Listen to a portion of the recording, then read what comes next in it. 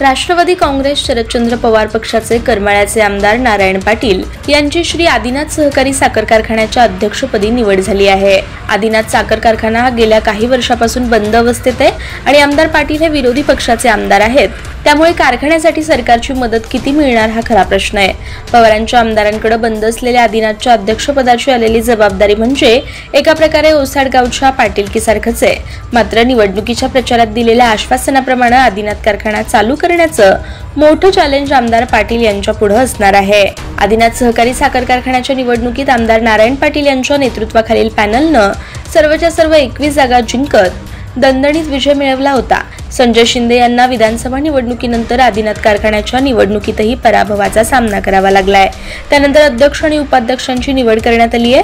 आदिनाथ सहकारी साखर कारखान्याच्या अध्यक्षपदी आमदार नारायण पाटील यांची तर उपाध्यक्षपदी केम ऊस उत्पादक गटातून विजयी झालेले महेंद्र पाटील यांची बिनविरोध निवड करण्यात आली आहे। उपाध्यक्ष पाटील यांची ही निवड एका वर्षाकरता असणार आहे, म्हणजे 5 वर्षात 5 उपाध्यक्ष कारखान्याला मिळणार आहेत। अकलूज येथे खासदार धैर्यशील मोहिते पाटील आणि आमदार रणजितसिंह मोहिते पाटील यांच्या उपस्थितीत झालेल्या बैठकीत पदाधिकारी निवडीबाबतची बैठक झाली होती।